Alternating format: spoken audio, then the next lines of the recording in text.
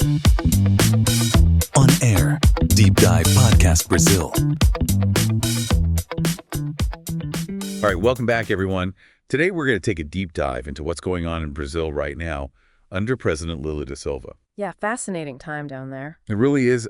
We've got a bunch of different sources here to help us unpack it all. Notes on how Trump being back in the White House might impact things. Right. Economic analysis. Oh, and even excerpts from some PDFs that give us like different perspectives on some of the political figures and what's happening in their courts. And a personal story, too, right? From a Brazilian living in the U.S. now. Yeah, exactly. We're going to try to piece this all together, get a clearer picture of the complexities and controversies surrounding Lula's leadership. So Good job. it is, but that's what we're here for. So one thing that keeps popping up in these sources is Lula's judicial appointments, specifically his decision to appoint a judge with socialist leanings to the Supreme Federal Court. Oh, yeah. That one's been generating a ton of debate, a lot of concern about whether it could, politicize the judiciary. Which would be a big problem. Huge problem. Critics are saying it risks eroding public trust in the court's impartiality, and some are even worried about the long-term consequences for Brazilian democracy. Yeah, it definitely raises questions about the balance of power, for sure. And it's not just this one appointment either. The sources also talk about concerns about potential judicial overreach more broadly. Especially when it comes to Justice Alexandre de Moraes. Yeah. His use of what are called monocratic decisions, where he makes rulings individually, without consulting other justices, it's drawn a lot of criticism. So he's kind of acting unilaterally, which seems like it could, sidestep those checks and balances that are so important in a democracy. Exactly. And the sources point to some pretty serious potential consequences, especially regarding censorship and freedom of speech. Oh, wow. Yeah. They even mentioned this case of a journalist, Oswaldo Eustáquio, who ended up getting arrested during one of Moraes' investigations. And it's really rough. He ended up in a wheelchair. Wow. That's a scary example. Really drives home how important that balanced and independent judiciary is. Okay, well, let's shift gears a bit and talk about something that's impossible to ignore. Brazil's economic situation. Oh, yeah. And from what we're seeing in these sources, it's not good. It's pretty dire. They're struggling with this massive, massive debt, like 8 trillion reais. 8 trillion. Trillion. To give you a sense of scale, that's a huge chunk of their GDP. You can imagine the pressure that puts on their resources. It's hard to even fathom, frankly. Yeah. And, the Brazil 2.pdf source really goes after Lula's administration for how they're handling this crisis, pretty much accusing them of prioritizing ideology over, the actual reforms needed to fix things. Yeah, there's definitely a tension there. Like, some people argue that their focus on social programs and stuff, while important, might be coming at the expense of addressing those urgent economic needs that the country has. Right, and then you see stuff like the government buying a brand new presidential airplane in the middle of all this. Oh, yeah. And meanwhile, ordinary Brazilians are struggling to afford gas and groceries. Makes you wonder. The optics aren't great on that one. Not at all. Okay, well, from one potentially controversial move to another, let's talk about Lula's stance on the Israel-Hamas conflict.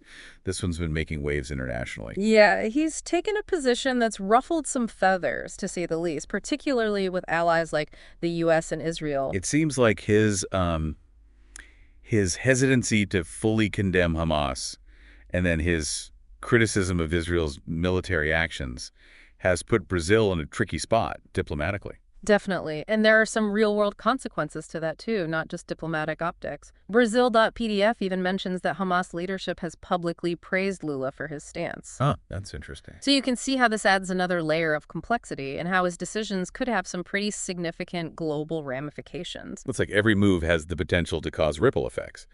But before we jump into how this might affect Brazil's relationship with the U.S., I think we should hear from, a real person who's been through it. Oh, you mean Glauco Vidal? Yeah, the Brazilian who's living in the U.S. now. His story's in WeTheBlackPeople.pdf, right? Right, and it's really powerful. I mean, he talks about growing up in a favela in Brasilia, seeing his dad struggle with addiction. He even went down a dark path himself for a while before he found his way out. It's a story of resilience, but it also, it pulls back the curtain on some of the social realities in Brazil, especially the challenges faced by Black Brazilians. Yeah, and he really challenges that whole racial democracy idea that people sometimes talk about with Brazil, highlighting the inequalities that still exist there. Important perspective, for sure. Definitely. It's a reminder that Brazil's history especially the legacy of slavery, continues to impact its present. Makes you think, how can Brazil really move forward as a nation while it's still dealing with these huge social and economic disparities? Big question. It is. And it's one we should keep in mind as we explore how the U.S., with Trump back in charge, might impact things. But that, my friend, is a conversation for part 2 of our deep dive. So we've talked about what's going on inside Brazil, but now we got to factor in what's happening outside, especially with Trump back in the White House. Yeah, that's right. Like, how will that impact things? Our notes suggest a pretty big shift in U.S. foreign policy is coming, especially when it comes to Latin America. It's looking that way, yeah. The sources point to a real focus on countering, socialist and authoritarian influence in the region. Makes sense. And that makes me think about that Judge Lula appointed, the one with socialist leanings.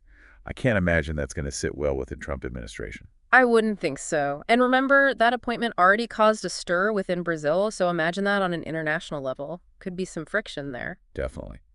What do the sources say about how this might play out? Well, they outline a couple of possibilities. One is increased tension between the U.S. and Brazil.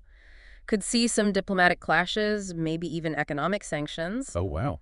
The other possibility is that, maybe Brazil kind of shifts its foreign policy under pressure from the U.S. So a potential clash of ideologies on one hand, and then the possibility of Brazil aligning more closely with U.S. interests on the other. Exactly. It's a tough spot for Lula. He's trying to balance what's going on at home with this whole changing global landscape. And remember, this is all happening while they're dealing with that major economic crisis and the political divisions within Brazil, too. It's a lot to juggle. A lot. And then there's the whole Israel-Hamas situation, how Lula's been, hesitant to criticize Hamas too harshly. Yeah, right. That definitely rubs some allies the wrong way, the U.S. included. So if Brazil does end up trying to, get back in good graces with the U.S., that could be a point of contention. Makes you wonder, will Lula have to choose between sticking to his ideological guns and, I don't know, maybe securing economic support from the U.S.? It's a tough call, for sure. The sources don't give us a clear answer on that, but they definitely paint a picture of Brazil at a pivotal moment. Decisions made now could have lasting impacts. No pressure, then. Okay, well, we've covered the political landscape, the economic woes, foreign policy. But I want to bring it back to, the human element for a minute. Glauco Vidal, you mean? Yeah, his story. It's easy to get lost in the big picture stuff and forget that these issues affect real people's lives. Absolutely. Vidal's story reminds us that behind all the political maneuvering, the economic indicators, there are individuals trying to make their lives work. It adds another dimension to our understanding of Brazil, right? It's not just about numbers, it's about the experiences of people like him, navigating a system that doesn't always work in their favor. It's a good reminder that there's always more to the story. Always. So how do we reconcile these different levels of analysis? We've got these big forces at play, and then we have individual stories like Glauco Vidal's.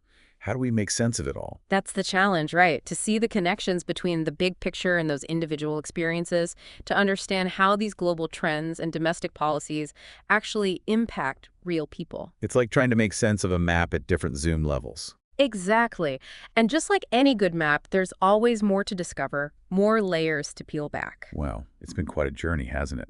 We've really dug into Brazil, looked at it from so many angles. Yeah, the political stuff, the economic struggles, the history, even those personal stories that really bring it all home. It does feel like Brazil's at a crossroads, facing some big choices that'll shape its future, and not just for the government, for everyday people too, like, Glauco Vidal. Right, and with that whole potential shift in U.S. foreign policy adding to the mix, who knows what'll happen next? It's hard to predict, but I think we've got a better sense now of the key things to watch for. Definitely.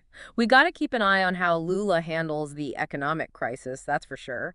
Will they stick to their guns, or will we see some tough decisions, maybe even reforms they haven't wanted to make in the past? And what about the power dynamic between the executive branch and the courts? Are we going to see more of those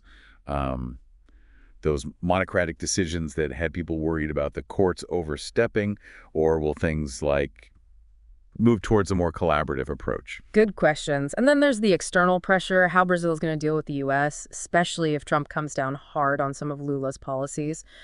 Will we see a standoff, or will Brazil, cozy up to the U.S., maybe even change its stance on stuff like the Israel-Hamas conflict. So many possibilities. It's like I don't know, a political thriller. Yeah, we've laid out the key players, the possible scenarios, but ultimately it's Brazil's story to write. True, true. Well, I want to bring it back to our listeners for a second here. We've gone through a lot of information, analyzed things based on the sources you sent us. Now it's your turn to think about it all. Exactly. Here's something to consider. Given everything we've discussed, the challenges within Brazil, the global situation, how do you think things will play out under Lula? What direction will he take the country in? And what could that mean, not just for Brazil, but for the whole region, maybe even the world? It's a lot to ponder, but hopefully this deep dive has given you some food for thought. Yeah, it's been great unpacking this with you. Keep those brains working. Keep asking questions. Absolutely. Thanks for joining us, everyone, for this deep dive into Brazil. We'll catch you next time for another one.